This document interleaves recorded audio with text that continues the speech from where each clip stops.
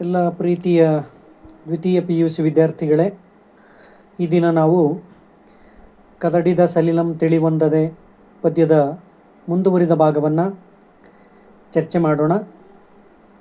ಈಗಾಗಲೇ ನಾವು ಈ ಕದಡಿದ ಸಲಿಲಂ ತಿಳಿವೊಂದದೆ ತನ್ನಿಂ ತಾನೇ ತಿಳಿದ ದಶಾವದನಂಗೆ ಆದುದು ವೈರಾಗ್ಯಮಂ ಸೀತೆಯೊಳ್ ಉದಾತ್ತನೊಳ್ ಪುಟ್ಟದಲ್ತೆ ನೀಲಿರಾಗಮಂ ಎನ್ನುವಂತಹ ಪದ್ಯವನ್ನು ಚರ್ಚೆ ಮಾಡಿದ್ವಿ.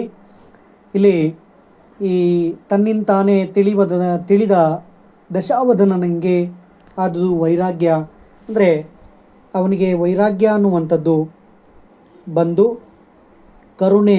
ಈ ಕರುಣೆಯಿಂದ ಸೀತೆಯ ಬಗ್ಗೆ ಇರುವ ಕೆಟ್ಟ ಆಲೋಚನೆಗಳು ಹೋಗಿ ಅವಳ ಬಗ್ಗೆ ನಿಜವಾದ ಕಾಳಜಿ ಹುಟ್ಟಿರುವಂಥದ್ದು.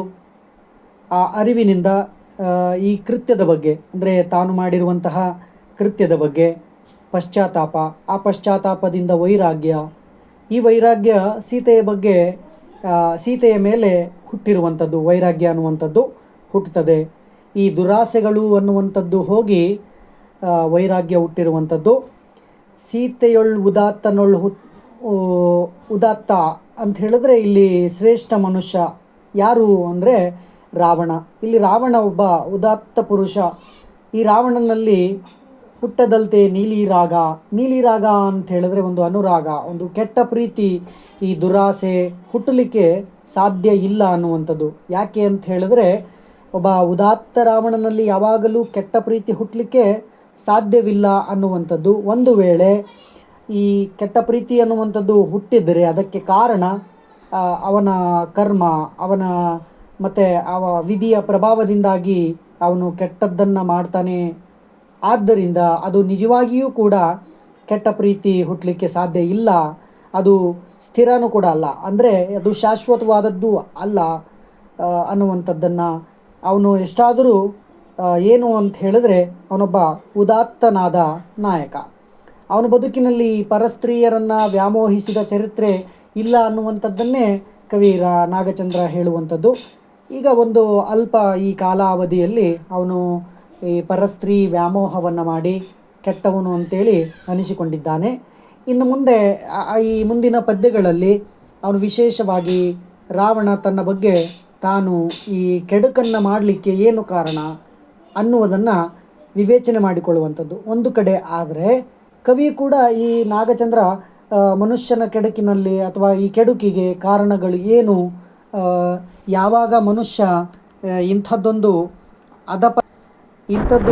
ಈ ಅಧಪತನಕ್ಕೆ ದೌರ್ಬಲ್ಯಕ್ಕೆ ಒಳಗಾಗ್ತಾನೆ ಅನ್ನುವಂತಹ ವ್ಯಕ್ತಿತ್ವದ ಪರಿಶೋಧನೆಗಳನ್ನು ಈ ಮುಂದುವರಿದ ಪದ್ಯಗಳಲ್ಲಿ ಕಾಣುವಂಥದ್ದು. ಪದ್ಯ 9 ಹೀಗಿದೆ. ಪತ್ತು ವಿಡಿದಿರ್ದನೆ ರವಿ ಪತ್ತಿದ ಸಂಧ್ಯಾನುರಾಗಮಂ ಮನದಳ್ ಪಿಂದೆ ಎತ್ತಾನುಮಂ ಪೊಲ್ಲೆನ್ ಇಪುದನ್ ಉತ್ತಮನ್ ಆಚರಿಸಿ ಪತ್ತು ವಿಡಿದಿರ್ದಪನೆ. ಇಲ್ಲಿ ಪತ್ತು ವಿಡು ಅಂತ ಹೇಳಿದ್ರೆ ಕಳಚಿಕೊಳ್ಳು ಅನ್ನುವಂಥದ್ದು. ರವಿ ನಮಗೆಲ್ಲ ಗೊತ್ತಿರುವ ಹಾಗೆ ಸೂರ್ಯ, ಪತ್ತಿದ ಅಂತ ಹೇಳಿದ್ರೆ ಅಂಟಿದ, ಪತ್ತು ವಿಡಿದಿರ್ದನೆ ರವಿ ಪತ್ತಿದ ಸಂಧ್ಯಾನುರಾಗಮಂ ಅಂದರೆ ಸೂರ್ಯನಿಗೂ ಕೂಡ ಈ ಸಂಧ್ಯಾನುರಾಗ ಅನ್ನುವಂಥದ್ದು ಅಂಟಿಕೊಳ್ಳುತ್ತದೆ. ಅಂದರೆ ಸೂರ್ಯನಿಗೂ ಕೂಡ ಒಂದು ಕತ್ತಲು ಅನ್ನುವಂಥದ್ದು ಆವರಿಸಿಕೊಳ್ಳುತ್ತದೆ. ಮತ್ತು ಅವನು ಅದನ್ನು ಕಳಚಿಕೊಂಡು ಹೊರಗೆ ಬರ್ತಾನೆ, ಒಂದು ಜಗತ್ತಿಗೆ ಬೆಳಕನ್ನು ಕೊಡ್ತಾನೆ ಅನ್ನುವಂಥದ್ದು. ಅಂದರೆ ಹೇಗೆ ಸೂರ್ಯ ತನಗೆ ಅಂಟಿದ ಕತ್ತಲನ್ನು ಕಳಚಿ ಮತ್ತು ಈ ಬೆಳಕನ್ನು ಜಗತ್ತಿಗೆ ಹಂಚುತ್ತಾನೆಯೋ ಅದೇ ರೀತಿಯಾಗಿ ಮನುಷ್ಯನೂ ಕೂಡ ತನಗೆ ಅಂಟಿದ ಈ ಕಲ್ಮಶ ಕೆಟ್ಟ ಭಾವನೆಗಳನ್ನು ಅವನು ಕಳಚಿಕೊಳ್ತಾನೆ ಅನ್ನುವಂಥದ್ದು. ಮನದಳಿಪಿಂ ಎತ್ತಾನು ಪೊಲ್ಲೆನಿಪುದನ್ ಉತ್ತಮನ್ ಆಚರಿಸಿ ಪತ್ತು ವಿಡಿದಿರ್ದಪನೆ ಅಂತ ಹೇಳಿದ್ರೆ ಇಲ್ಲಿ ಮನಸ್ಸು, ಅಳಿಪು ಅಂತ ಹೇಳಿದ್ರೆ ಮೋಹ ಅಥವಾ ಆಸೆ, ದುರಾಸೆ ಅನ್ನುವಂಥದ್ದು. ಈ ಮನದ ದುರಾಸೆಗಳಿಂದ ಮನುಷ್ಯ ಕೆಲವೊಮ್ಮೆ ಕೆಟ್ಟವನು ಅನಿಸಿಕೊಳ್ತಾನೆ. ಪೊಲ್ಲೆನಿಪುದ ಅಂದರೆ ಕೆಟ್ಟವನು ಅನಿಸಿಕೊಳ್ಳುವಂಥದ್ದು. ತದನಂತರ ಉತ್ತಮನ್ ಆಚರಿಸಿ, ಈ ನಂತರದಲ್ಲಿ ಉತ್ತಮತನವನ್ನು ಆಚರಣೆ ಮಾಡಿ ಪತ್ತು ವಿಡಿದಿರ್ದಪನೆ ಅಂದರೆ ಒಳ್ಳೆಯದನ್ನು ಆಚರಿಸಿ ಕೆಟ್ಟದ್ದನ್ನು ದೂರ ಮಾಡಿಕೊಂಡು ಮತ್ತೆ ಸರಿ ಆಗ್ತಾನೆ. ಹಾಗೆ ರಾವಣನು ಕೂಡ ಈ ಸೂರ್ಯನಿಗೆ ಕತ್ತಲು ಆವರಿಸುತ್ತೆ, ಮನುಷ್ಯರು ಕೆಡುಕನ್ನು ಮಾಡ್ತಾರೆ, ಅದರಿಂದ ಹೊರಬಂದು ಉತ್ತಮ ಸಂಗತಿಗಳನ್ನು ಅಳವಡಿಸಿಕೊಂಡು ಸರಿ ಯಾವುದು ಸರಿಯಾಗುವಂಥದ್ದು, ತಪ್ಪು ಮಾಡೋದು ಸಹಜ, ಅಂಥವುಗಳನ್ನು ಈ ಕಾವ್ಯಗಳು ಶೋಧಿಸಿಕೊಡುವಂಥದ್ದನ್ನು ನಾವಿಲ್ಲಿ ನಾಗಚಂದ್ರನ ಕಾವ್ಯಗಳಲ್ಲಿ ವಿಶೇಷವಾಗಿ ಮನುಷ್ಯನ ಸಹಜ ಗುಣ ತಪ್ಪು ಮಾಡುವಂಥದ್ದು, ಅದನ್ನು ಸರಿಪಡಿಸಿ ಮನದ ಪರಿವರ್ತನೆ ಮಾಡಿಕೊಂಡು ಸರಿದಾರಿಗೆ ಬರಲಿಕ್ಕೆ ಅವಕಾಶ ಇದೆ ಅನ್ನುವುದನ್ನು ಈ ಪದ್ಯ ತಿಳಿಸಿರುವಂಥದ್ದು. ಮುಂದುವರೆದು ಒಂದು ಈ ಗದ್ಯ ಅಥವಾ ವಚನ ಇದೆ. ಅಂತೂ ಮನದೊಳಗೆ ಒಗೆದ ಕಾರುಣ್ಯರಸಮೇ ಸೀತೆಯೊಳ್ ಆದ ಅನುರಕ್ತತೆಯಂ ಕರ್ಚಿ ಕಳೆವುದಂ ಸ್ವಭಾವ ಪರಿಣತಿಯೊಳ್ ನಿಂದು ಸ್ವಕೀಯ ಆಪ್ತ ಪರುಷ ಪರಿಷಜ್ಜನ್ ಜನಕ್ಕೆ ಇಂತೆಂದಂ ಅನ್ನುವಂಥದ್ದು. ಅಂದರೆ ಈ ಅಂತೂ ಆ ರೀತಿಯಲ್ಲಿ ಮನದೊಳಗೆ ಒಗೆದ ಕಾರುಣ್ಯರಸಮೇ ಅಂದರೆ ಅವನ ಮನಸ್ಸಿನ ಒಳಗಡೆ ಒಗೆದ ಅಂತ ಹೇಳಿದ್ರೆ ಹುಟ್ಟಿಕೊಂಡ ಕಾರುಣ್ಯ ರಸ ಅಂದರೆ ಕರುಣೆಯ ರಸ ಅನ್ನುವಂಥದ್ದು, ಕರುಣೆಯ ದೃಷ್ಟಿ ಅನ್ನುವಂಥದ್ದು. ಸೀತೆಯೊಳಾದ ಅನುರಕ್ತತೆಯು ಕರ್ಚಿ ಕಳೆಯುವುದು ಅಂದರೆ ಅವನ ಮನಸ್ಸಿನ ಒಳಗಡೆ ಇದ್ದಂತಹ ಕೆಡುಕು ಭಾವನೆಗಳನ್ನು, ಈ ದುರ್ಭಾವ ಅಥವಾ ದುರ್ಮೋಹಗಳನ್ನು ಯಾವುದು ಕಡೆದು ಹಾಕುತ್ತೆ ಅಂತ ಹೇಳಿದರೆ ಈ ಕರುಣೆಯ ರಸ ಅನ್ನುವಂಥದ್ದು ಅದನ್ನು ತೊಡೆದು ಶುಚಿಗೊಳಿಸುವಂಥದ್ದು. ಹಾಗಾಗಿ ಸೀತೆಯ ಅನುರಕ್ತತೆ ಕರ್ಚಿ ಕಳೆಯುವುದು ಅಂತಂದರೆ, ಅನುರಕ್ತತೆ ಅಂತಂದರೆ ಕೆಟ್ಟ ಪ್ರೀತಿ ಅಂತ ಅನ್ನುವಂಥದ್ದು. ಅಂದರೆ ಈ ಕರುಣೆ ಅನುಕಂಪ ಎನ್ನುವಂತಹ ದ್ರವ ಅಥವಾ ನೀರು ಸೀತೆಯ ಬಗ್ಗೆ ರಾವಣಿಗಾದಂತಹ ದುರ್ಭಾವನೆಯನ್ನು, ದುಷ್ಟತನವನ್ನು ಅದು ತೊಳೆದು ಹಾಕುತ್ತೆ ಅನ್ನುವಂಥದ್ದು. ಆನಂತರ ಅವನು ಮತ್ತೆ ಸಹಜ ಸ್ಥಿತಿಗೆ ಬರುವಂಥದ್ದು, ಅಂದರೆ ಈ ಹಿಂದಿನ ಸ್ಥಿತಿಗೆ ಬರುವಂಥದ್ದು ಬರ್ತಾನೆ. ತನ್ನ ಹಿಂದಿನ ಗುಣ ಸ್ವಭಾವಗಳನ್ನು, ಸಹಜವಾದಂಥ ಸಚ್ಚಾರಿತ್ರ್ಯವನ್ನು, ಅಸಚ್ಚಾರಿತ್ರ್ಯಕ್ಕೆ ಬಂದು ನಿಲ್ತಾನೆ ಅನ್ನುವಂಥದ್ದು. ಸ್ವಭಾವ ಪರಿಣತಿಯೊಳ್ ನಿಂದು ಸ್ವಕೀಯ ಆಪ್ತ ಪರುಷ ಪರಿಷಜ್ಜನಕ್ಕೆ ಇಂತೆಂದಂ ಅಂತಂದರೆ ಅವನು ತನ್ನ ಆಪ್ತ ಜನಗಳಿಗೆ, ಆ ಸಮೂಹಕ್ಕೆ, ಅಂದರೆ ಅಲ್ಲಿ ತನ್ನ ಆಪ್ತ ಜನಗಳಿಗೆ ಈ ರೀತಿಯಾಗಿ ಹೇಳುವಂಥದ್ದು. ಯಾವ ರೀತಿ ಹೇಳ್ತಾನೆ, ಏನನ್ನು ಹೇಳ್ತಾನೆ ಅಂತ ಹೇಳಿದ್ರೆ ಅದು ಈ ಮುಂದಿನ ಪದ್ಯದಲ್ಲಿರುವಂಥದ್ದು. ಅದರ ಪದ್ಯ ಹೀಗಿದೆ. ಗುಣ ಪರಿಪಾಲನಾರ್ಥಂ ಎನಗಂ ಬಗೆದೋರಿದಳಿಲ್ಲ ದಿವ್ಯ ಭೂಷಣ ವ್ಯಸನಾಂಗ ರಾಗಮಂ ನೊಲ್ಲದೆ ಖೇಚರ ರಾಜ್ಯಲಕ್ಷ್ಮಿಯಂ ತೃಣಸಮನಾಗೆ ಭಾವಿಸಿದಳ್ ಈ ಸತಿಯಂ ಮೊದಲಾಗೆ ಪೌರುಷ ಪ್ರಣಯಿ ಇಂತಪೇಕ್ಷಿಸುವನೇ ಗುಣಹಾನಿಯನ್ ಎನ್ನ ಪಾಪದಿಂ ಅನ್ನುವಂಥದ್ದು. ಅಂದರೆ ಗುಣವನ್ನು ಪರಿಪಾಲನೆಯನ್ನು ಮಾಡುವ ದೃಷ್ಟಿಯಿಂದ ಈ ಸೀತೆ ದಾರಿಯನ್ನು ತೋರಿಸಿದಳು.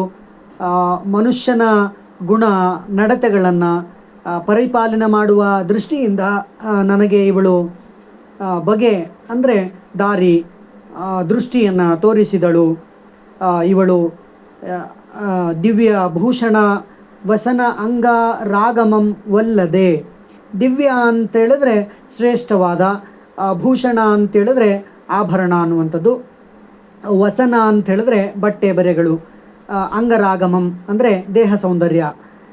ಈ ದೇಹ ಸೌಂದರ್ಯ, ಶ್ರೇಷ್ಠ ಭೂಷಣ ಆಭರಣ ಇವುಗಳು ಯಾವುದನ್ನೂ ಒಲ್ಲದೆ, ಅವುಗಳನ್ನು ಬಯಸದೆ, ಮತ್ತು ನನ್ನ ಈ ಖೇಚರ ರಾಜ್ಯ ಲಕ್ಷ್ಮಿಯನ್ನು ಅಂದರೆ ನನ್ನ ಲಂಕೆಯ ಸಾಮ್ರಾಜ್ಯವನ್ನು, ಈ ರಾಜ್ಯ ಲಕ್ಷ್ಮಿಯನ್ನು ತೃಣಸಮಾನನಾಗಿ ಭಾವಿಸಿದಳು.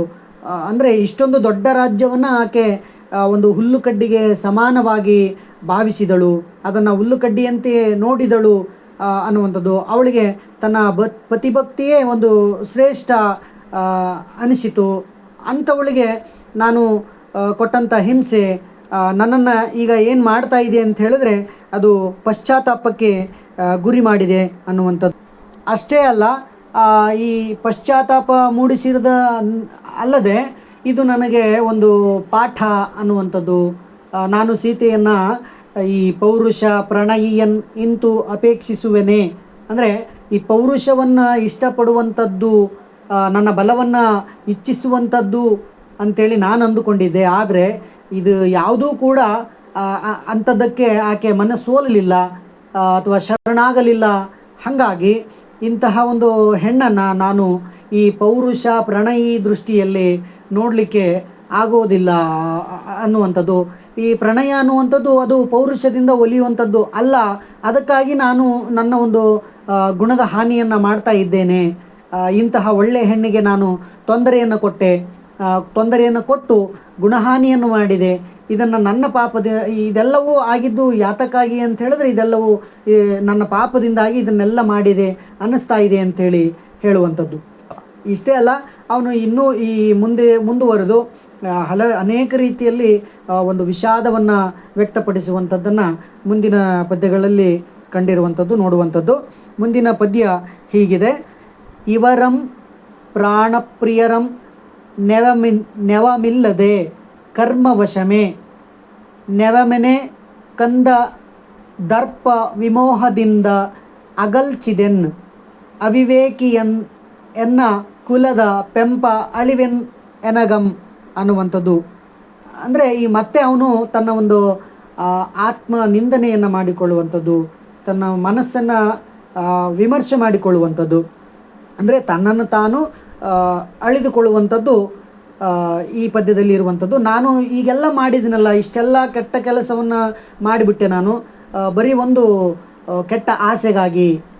ಹೇಳ್ತಾರೆ ನೋಡ್ರಿ ಅವನು ಏನಂತ ಹೇಳಿದ್ರೆ, ಇವರಂ ಪ್ರಾಣಪ್ರಿಯರಂ, ಅಂದರೆ ಇವರನ್ನು ಪ್ರಾಣಕ್ಕೆ ಸಮಾನವಾಗಿ ಪ್ರೀತಿಸುವವರನ್ನು, ಪ್ರಾಣಕ್ಕೆ ಪ್ರಾಣವಾಗಿ ಇದ್ದಂತಹ ಪ್ರೀತಿಸುವಂತಹ ರಾಮ ಮತ್ತು ಸೀತೆ ಇವರನ್ನು ಏನೂ ನೆಪ ಇಲ್ಲದೆ ನನ್ನ ಕರ್ಮವಶಕ್ಕೆ ಒಳಗಾಗಿ ನಾನು ಇದನ್ನೆಲ್ಲ ಮಾಡಿದೆ ಅನ್ನುವಂತಹ ನೆಪದಿಂದ, ಅಂದರೆ ಕಂದರ್ಪ ವಿಮೋಹದಿಂದ. ಕಂದರ್ಪ ಅಂತ ಹೇಳಿದ್ರೆ ಈ ಮನ್ಮಥ, ಕಂದರ್ಪ, ಈ ಮನ್ಮಥನ ಕಾಮಾಸಕ್ತಿಯ ಮೋಹದಿಂದಾಗಿ ಇಷ್ಟೊಂದು ಪ್ರಾಣಕ್ಕೆ ಪ್ರಾಣ ಕೊಟ್ಟು ಪ್ರೀತಿಸುವಂತಹ ರಾಮನನ್ನು ಸೀತೆಯರನ್ನು ಈ ಇಬ್ಬರನ್ನು ನಾನು ಏನೂ ಕಾರಣಗಳಿಲ್ಲದೆ ಅವರನ್ನು ಅಗಲಿಸುವಂತಹ ಕೆಟ್ಟ ಕೆಲಸವನ್ನು ನಾನು ಮಾಡಿದೆ. ಇದು ನನ್ನ ಒಂದು ರೀತಿ ಅವಿವೇಕಿತನದಿಂದ ಮಾಡಿದೆ. ಮತ್ತು ಇದು ನನ್ನ ಈ ಕುಲದ ಪೆಂಪ, ಅಂದರೆ ಹಿರಿಮೆ, ನನ್ನ ಕುಲದ ಹಿರಿಮೆಯನ್ನು ಅಳೆಯುವಂತೆ ನಾನು ಮಾಡಿದೆ. ಇಷ್ಟು ಪ್ರೀತಿ ವಿಶ್ವಾಸ ಭಕ್ತಿಯಿಂದ ಬದುಕುವಂತಹ ಈ ದಂಪತಿಗಳ ಮಧ್ಯೆ ಪ್ರವೇಶ ಮಾಡಿ ಅವರನ್ನು ನಾನು ದೂರ ಮಾಡಿದೆ. ಇದು ನನ್ನ ಅವಿವೇಕತನ, ನನ್ನ ಕರ್ಮವಶದಿಂದ ನಾನು ಮಾಡಿದೆ ಅಂಥೇಳಿ, ನಾನು ಮಾಡಿದ್ದು ಸರಿ ಇಲ್ಲ ಅಂಥೇಳಿ ಅವನು ಒಂದು ರೀತಿ ಏನು ಮಾಡ್ತಾ ಇದ್ದಾನೆ ಅಂತ ಹೇಳಿದ್ರೆ, ಈ ಅವಿವೇಕವನ್ನು ಕಳೆದುಕೊಂಡ್ರೆ ಹೇಗೆ ತಪ್ಪು ಆಗ್ತವೆ ಅನ್ನುವಂಥದ್ದು ಈಗ ಅವನಿಗೆ ಅರಿವು ಆಗಿದೆ. ಹೇಗೆ ಅಂತೇಳಿದ್ರೆ ಅದಕ್ಕೆ ನಾನೇ ಉದಾಹರಣೆ ಅಂಥೇಳಿ ಅವನ ಒಂದು ಅಭಿಪ್ರಾಯ ಇರುವಂಥದ್ದು. ಮುಂದುವರೆದು ಮತ್ತೊಂದು ಪದ್ಯ ಇದೆ: ರಾಮನಿನ್ ಅಗಳ್ಚಿ ತಂದ ಆನ್ ಈ ಮಾನಿನಿಗಿನಿತು ದುಃಖಮಂ ಪುಟ್ಟಿಸಿದೇಂ ಕಾಮ ವ್ಯಾಮೋಹದಿನ್ ದಿಶಾಮುಖವಂ ಪುದಿಯೇ ದುರ್ಯಶ ಪಟ ಹರವಂ. ಅಂದರೆ ರಾಮನಿನ್ ಅಗಳ್ಚಿ ಅಂದರೆ ರಾಮನಿಂದ ಅಗಲಿಸಿ ತಂದು ಈ ಹೆಣ್ಣಿಗೆ ದುಃಖವನ್ನು ತಂದೆ. ನಾನು ಇಷ್ಟೊಂದು ದುಃಖವನ್ನು ನಾನು ಹುಟ್ಟಿಸಿದೆ. ಯಾತಕ್ಕಾಗಿ ಅಂತ ಹೇಳಿದ್ರೆ ಈ ಕಾಮ ವ್ಯಾಮೋಹದಿಂದಾಗಿ. ಅಷ್ಟೇ ಅಲ್ಲ, ಈ ನನ್ನ ಕೆಟ್ಟ ವ್ಯಸನಗಳಿಂದ, ಈ ನನ್ನ ದಿಶಾಮುಖ ಬೇರೆ ಬೇರೆ ದಿಕ್ಕುಗಳಿಗೂ ನನ್ನ ಕೆಟ್ಟ ಕೆಲಸಗಳು ಹರಡುವಂತೆ ನಾನು ಮಾಡಿದೆ. ದುರ್ಯಶಪಟ ಅಂತೇಳಿದ್ರೆ ಈ ಕೆಟ್ಟ ಯಶಸ್ಸು, ಅದರ ಪಟಹರ ಅಂದರೆ ನಾನು ಮಾಡಿರುವಂಥ ಕೆಟ್ಟದರ ಧ್ವನಿ ಹರಡುವಂತೆ ನಾನು, ಅಂದರೆ ಬೇರೆ ಬೇರೆ ದಿಕ್ಕುಗಳಿಗೆ ಹರಡುವಂತೆ ನಾನು ಮಾಡಿದೆ. ಇವೆಲ್ಲವನ್ನು ಈ ದಿಶಾಮುಖಕ್ಕೆ ಹರಡುವಂತೆ ಪಸರಿಸುವಂತೆ ನಾನು ಮಾಡಿದೆ ಅಂಥೇಳಿ ಹೇಳುವಂಥದ್ದು. ಮತ್ತು ಮುಂದುವರೆದು ನನ್ನ ಈ ಕಾಮ ವ್ಯಾಮೋಹದಿಂದ ದುರ್ವರ್ತನೆಯನ್ನು ನಾನು ಮಾಡಿದೆ ಅಂಥೇಳಿ ಹೇಳಿರುವಂಥದ್ದು. ಮುಂದುವರೆದು ಮತ್ತೆ ಒಂದು ಪದ್ಯವನ್ನು ಆತ ನಾನು ಮಾಡಿರುವಂಥದ್ದು ಸರಿ ಅಲ್ಲ ಅನ್ನೋದಂಥದ್ದನ್ನು ಒಂದು ಉದಾಹರಣೆ ಕೊಟ್ಟು ಹೇಳ್ತಾನೆ. ಅದು ಏನು ಅಂತ ಹೇಳಿದ್ರೆ ಮುಂದಿನ ಪದ್ಯದಲ್ಲಿ ಇರುವಂಥದ್ದು, ಎನಗೆ ವಿಭೀಷಣಂ ಹಿತಮನ್ ಆದರದಿಂದಮೇ ಪೇಳೆ ಕೇಳದ್ ಆತನನ್ ವಿನೀತನೆಂ ಗಜರಿ ಗರ್ಜಿಸಿ ಬೈದನ್ ಜಾತನಂ ವಿನೀತನನ್ ಅರೆಯಟ್ಟಿ ದುರ್ವ್ಯಸನಿಯಂ ಕಳೆದೆಂ ವ್ಯಸನಾಭಿಭೂತನ್ ಆವನುಮ್ಮಂ ಅನುರಾಗ ವೇಗದೆ ಹಿತಾಚಿಂತೆಯನೇಕೆ ಮಾಡುವಂ ಎನಗೆ ವಿಭೀಷಣಂ ಹಿತಮನ್ ಆದರಿಂದಮೇ ಪೇಳೆ. ಅಂದರೆ ಈ ವ್ಯಸನಾಭಿಮುಖದ ಚಿಂತನೆಯಲ್ಲಿರುವವನನ್ನು ಯಾವತ್ತೂ ಕೂಡ ಹಿತ ಮತ್ತು ಅಹಿತ ಚಿಂತನೆಯನ್ನು ಮಾಡೋದಿಲ್ಲ. ಅಂದರೆ ನನ್ನಿಂದ ಇನ್ನೊಬ್ಬರಿಗೆ ತೊಂದರೆ ಆಗುತ್ತೆ ಅಂತ ಭಾವಿಸೋದಿಲ್ಲ. ಹಂಗಾಗಿ ಇಲ್ಲಿ ಹೇಳುವಂಥದ್ದೇನು ಅಂತೇಳಿದ್ರೆ, ನನಗೆ ನನ್ನ ತಮ್ಮನಾದಂಥ ವಿಭೀಷಣ ಹಿತವಾದ ಬುದ್ಧಿಯ ಮಾತುಗಳನ್ನು, ಒಂದಷ್ಟು ಏನು ಅರಿವಿನ ಮಾತುಗಳನ್ನು, ವಿವೇಕದ ಅನೇಕ ಮಾತುಗಳನ್ನು ಹೇಳಿದ. ಆದರೆ ನಾನು ಅದ್ಯಾವುದನ್ನು ಕೇಳದೆ ಅವನನ್ನು ಅವಿನೀತ ಅಂದರೆ ವಿನೀತ ಅಲ್ಲದವನು, ಸೌಜನ್ಯವಂತ ಅಲ್ಲ, ನೀನು ವಿಧೇಯ ತೋರದೆ ಇರುವವನು ಅಂಥೇಳಿ ಅವನನ್ನು ನಾನು ಏನು ಮಾಡಿದೆ ಅಂತ ಹೇಳಿದ್ರೆ ಗದರಿಸಿ ಗರ್ಜಿಸಿ ಈ ಹೊಡೆ ಹುಟ್ಟಿದವನನ್ನು ವಿಧೇಯನನ್ನು ಅರೆಯಟ್ಟಿ ಅಂದರೆ ಹೊಡೆದು ಓಡಿಸಿದೆ. ನನ್ನ ಕೆಟ್ಟ ದೃಷ್ಟಿಯಿಂದ, ನನ್ನ ವ್ಯಸನ ಚಟದಿಂದಾಗಿ ಇವೆಲ್ಲವನ್ನು ನಾನು ಕಳೆದುಕೊಂಡೆ. ಅನುಜಾತ ಅಂತೇಳಿದ್ರೆ ಒಡ ಹುಟ್ಟಿದವ, ಅರೆಯಟ್ಟಿ ಅಂತೇಳಿದ್ರೆ ಒಡೆದೋಡಿಸಿದೆ. ನನಗೆ ಈ ಎಷ್ಟು ಜನ ಹೇಳಿದರೂ ಕೂಡ ನಾನು ಕೇಳಲಿಲ್ಲ. ಈ ವಿಭೀಷಣ ಬಂದು ಕೂಡ ನನಗೆ ಒಳ್ಳೆಯದನ್ನೇ ಹೇಳ್ತಾ ಇದ್ದಾನೆ, ಈ ಕೆಟ್ಟತನದ ದಾರಿಯಲ್ಲಿ ಹೋಗಬೇಡ ಅಂಥೇಳಿ. ಈ ಕೆಟ್ಟತನದ ದಾರಿಯಲ್ಲಿ ಹೋಗುವವರು ಯಾರ ಮಾತನ್ನು ಕೇಳೋದಕ್ಕೂ ಸಾಧ್ಯವಿಲ್ಲ. ಒಂದು ರೀತಿ ಏನು ಅಂತ ಹೇಳಿದ್ರೆ ಈ ಅಮಲಿದ್ದಂತೆ, ಈ ದುರ್ಮೋಹ ಅನ್ನುವಂಥದ್ದು ಒಂದು ರೀತಿ ಏನು ಅಂತ ಹೇಳಿದ್ರೆ ಒಂದು ವ್ಯಸನ, ಅಮಲು ಇದ್ದಂತೆ. ಹಾಗಾಗಿ ಆ ಅಮಲಿಗೆ ಒಳಗಾದವರಿಗೆ ಅರಿವಿನ ಕಡೆಗೆ ಹೋಗುವುದಕ್ಕೆ ಲಕ್ಷ್ಯ ಬರೋದಿಲ್ಲ. ಅದಕ್ಕಾಗಿ ಹೇಳ್ತಾ ಇದ್ದಾನೆ ಇಲ್ಲಿ ವಿಭೀಷಣ ಎಷ್ಟೋ ಬಾರಿ ನನಗೆ ಹೇಳ್ತಾನೆ ಇದು ಸರಿಯಲ್ಲ ಅಂಥೇಳಿ. ಅದನ್ನು ಇಲ್ಲಿ ರಾವಣ ಏನು ಮಾಡ್ತಾ ಇದ್ದಾನೆ ಅಂತ ಹೇಳಿದ್ರೆ ನೆನೆಸಿಕೊಳ್ತಾ ಇದ್ದಾನೆ ಅನ್ನುವಂಥದ್ದು ಈ ಪದ್ಯದಲ್ಲಿರುವಂಥದ್ದು. ಈ ಮುಂದಿನ ಪದ್ಯ ಏನು ಹೇಳುತ್ತೆ ಅಂತ ಹೇಳಿದ್ರೆ, ಜಸದ ಅಳಿವಂ ಪರಾಭವದ ಪತ್ತುಗೆಯಂ ದೊರೆವೆತ್ತ ತಮ್ಮ ಮಾನಸಿಕೆಯ ಕೇಡನ್ ಉನ್ನತಿಯ ಬನ್ನಂ ಅನ್ಯ ಭವಾನುಬದ್ಧಮಪ್ಪ ಸುಗತಿಯಂ ಜನದ ಬೇವಸಮಂ ಜನತಾ ಅಪವಾದಮಂ ಬೆಸನಿಗಳ್ ಅರುಮೆತ್ತಲ್ ಅರಿವರ್ ವಿಷಯಾಸವ ಮತ್ತ ಚೇತಸರ್. ಅಂದರೆ ಜಸದ ಅಳಿವಂ, ಜಸ ಅಂತೇಳಿದ್ರೆ ಯಶಸ್ಸು. ಇಲ್ಲಿ ತನಕ ರಾವಣ ತಾನು ಏನು ಗಳಿಸಿಕೊಂಡ ಹೆಸರು, ಕೀರ್ತಿ, ಅದರ ಅಳಿವು, ಅದರ ನಾಶ. ಪರಾಭವದ ಪತ್ತುಗೆ ಅಂದರೆ ಆ ಸೋಲು, ಬದುಕಿನಲ್ಲಿ ತಾನು ಸೋಲಿನ ಕಡೆಗೆ ಹೋಗ್ತಾ ಇದ್ದೀನಿ ಅಂಥೇಳಿ ಅವನಿಗೆ ಅನ್ನಿಸ್ತಾ ಇದೆ. ಪತ್ತುಗೆ ಅಂದರೆ ಸಂಪರ್ಕ, ಅಂದರೆ ಈ ಸೋಲಿನ ಸಂಪರ್ಕದಲ್ಲಿ ಇದ್ದೇನೆ ಅಂಥೇಳಿ ಅವನಿಗೆ ಅನ್ನಿಸ್ತಾ ಇದೆ.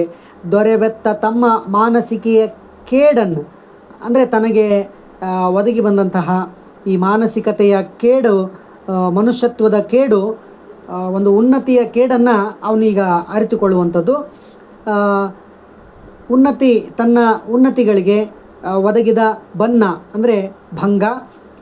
ಅನ್ಯಭವಾನುಬದ್ಧಪ್ಪ ಸುಗತಿಯಂ ಅಂದರೆ ಸದ್ಗತಿಗೆ ನಾನು ಈವರೆಗೆ ಏನು ನಡೆದುಕೊಂಡು ಬಂದಂಥ ಸುಗತಿಯನ್ನು ಕೆಡಿಸಿಕೊಳ್ಳುತ್ತಿದ್ದೇನೆ, ಒಳ್ಳೆಯ ಗತಿಯನ್ನು ಕೆಡಿಸಿಕೊಳ್ತಾ ಇದೆ. ಸುಗತಿ ಅಂತಂದರೆ ಒಳ್ಳೆಯ ಗತಿಯನ್ನು, ಇಲ್ಲಿ ತನಕ ಮಾಡಿರುವಂಥ ಒಳ್ಳೆಯ ಕಾರ್ಯಗಳೆಲ್ಲವನ್ನು, ಒಳ್ಳೆಯದನ್ನು ನಾನು ಇವತ್ತು ಕೆಡಿಸಿಕೊಳ್ತಾ ಇದ್ದೇನೆ. ಆ ಕೆಡಿಸಿಕೊಳ್ಳುವಂಥದ್ದು ಕೂಡ ಅವನಿಗೆ ಗೊತ್ತಾಗೋದಿಲ್ಲ. ಹೇಗೆ ಅಂತೇಳಿದ್ರೆ ಸಹೃಜ್ಜನದ ಬೇವಸಮಂ, ಈ ಸಹೃದಯವಂತವರಿಗೆ ನಮ್ಮಿಂದ ಆದಂತಹ ದುಃಖವನ್ನು ನಾವು ಗಮನಿಸೋದಿಲ್ಲ. ಈಗ ರಾವಣನಿಂದ ಸೀತೆಗೆ ಆಗಿರುವಂತಹ ದುಃಖ ಅದನ್ನು ಅವನು ಗಮನಿಸಲಿಲ್ಲ. ಅದನ್ನು ಈಗ ಅವನು ಹೇಳ್ತಾ ಇದ್ದ. ಏನು ಹೇಳ್ತಾ ಇದ್ದಾನೆ ಅಂತ ಹೇಳಿದ್ರೆ, ಯಾವ ಮನುಷ್ಯರೂ ತಮ್ಮಿಂದ ಆಗೋದನ್ನು ಗಮನಿಸೋದಿಲ್ಲ. ಜನತಾ ಅಪವಾದಮಂ ಅಂದರೆ ಜನರಿಗೆ ನಮ್ಮಿಂದ ಏನು ಅಪವಾದವನ್ನು ಮಾಡ್ತಾ ಇದ್ದೀವಿ ಅನ್ನುವಂಥದ್ದು ಕೂಡ ಅವರಿಗೆ ಗಮನಕ್ಕಿರೋದಿಲ್ಲ. ಇಂಥದ್ದೆಲ್ಲ ನಷ್ಟಗಳು ಆದರೂ ಕೂಡ ಒಂದು ಈ ಕೆಟ್ಟ ವ್ಯಸನಕ್ಕೆ ಒಳಗಾದವನು ಇದನ್ನು ಗಮನಿಸೋದಿಲ್ಲ. ವಿವೇಕವನ್ನು ಕಳೆದುಕೊಂಡಿರ್ತಾರೆ. ಇನ್ಯಾವುದೋ ಒಂದು ಸಂದರ್ಭದಲ್ಲಿ ಅವನು ಮತ್ತೆ ವಿವೇಕಕ್ಕೆ ಬಂದು ಒಳ್ಳೆಯವನಾಗಲು ಸಾಧ್ಯ ಇದೆ. ಅದಕ್ಕೆ ಈ ರಾವಣನೇ ಸಾಕ್ಷಿ ಅನ್ನೋದನ್ನು ಅವನು ತಾನು ಮಾಡಿರುವಂಥ ಕೆಲಸ ಎಂಥದ್ದು ಅನ್ನೋದರ ಒಂದು ಪರಿವರ್ತನೆಯಾಗಿ ಈಗ ಏನು ಮಾಡ್ತಾ ಇದ್ದಾನೆ ಅಂತ ಹೇಳಿದ್ರೆ, ಅವ್ನಿಗೆ ಏನಾಗ್ತಾ ಇದೆ ಅಂತ ಹೇಳಿದ್ರೆ ಪಶ್ಚಾತ್ತಾಪ ಆಗುವಂಥದ್ದು, ಈ ಪಶ್ಚಾತ್ತಾಪಗೈಯುವಂಥದ್ದು.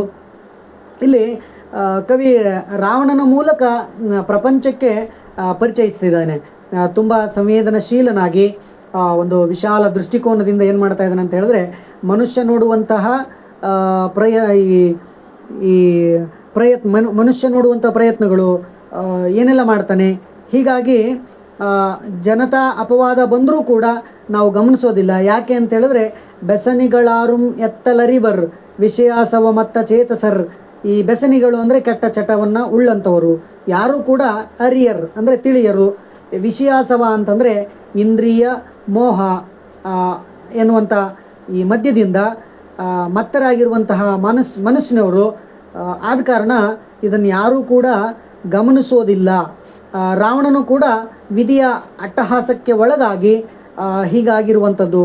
ಮತ್ತು ಈಗ ಅವನ ತಪ್ಪಿನ ಅರಿವಾಗಿ ಅವನಿಗೆ ಈ ಸೀತೆಯನ್ನು ಒಪ್ಪಿಸಲು ಮನಸ್ಸು ಮಾಡಿದ್ದಾನೆ.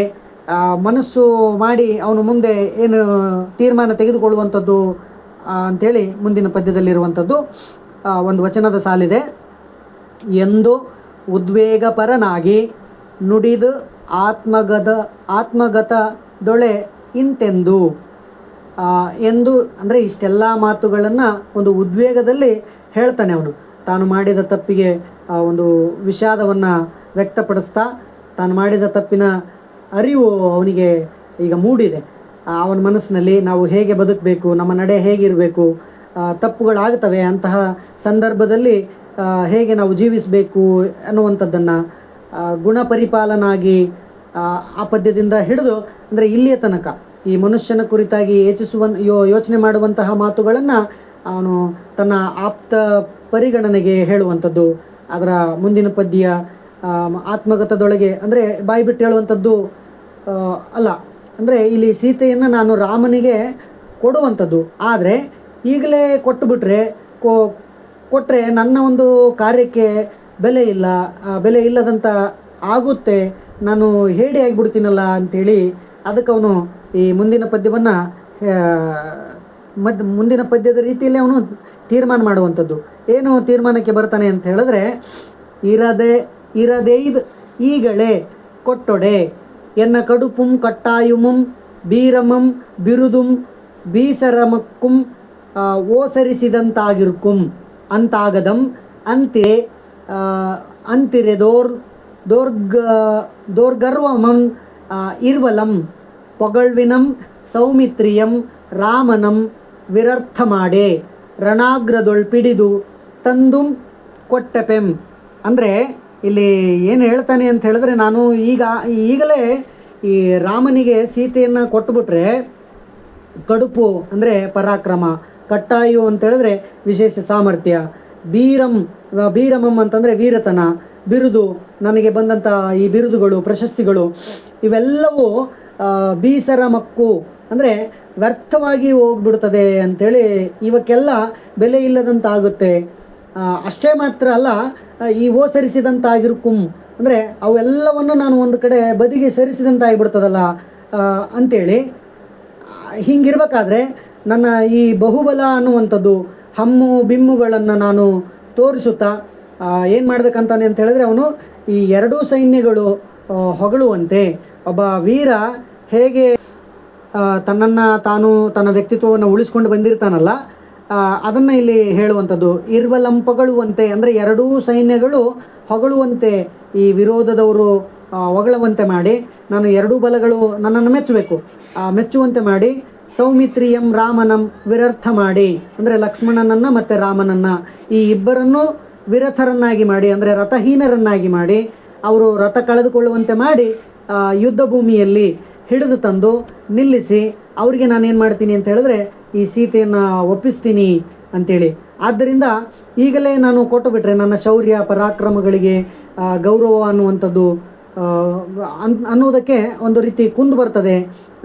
ಹಾಗಾಗಿ ಯುದ್ಧ ಭೂಮಿಯಲ್ಲಿ ನಾನೇನು ಮಾಡ್ತೀನಿ ಅಂತ ಹೇಳಿದ್ರೆ ಹೋರಾಟ ಮಾಡಿ ನನ್ನ ಶೌರ್ಯ ಪರಾಕ್ರಮಗಳನ್ನು ಪ್ರದರ್ಶನ ಮಾಡಿ ನಾನು ಕೊನೆಗೆ ಸೀತೆಯನ್ನು ಒಪ್ಪಿಸ್ತೀನಿ ಅಂಥೇಳಿ ಹೇಳ್ತಾನೆ.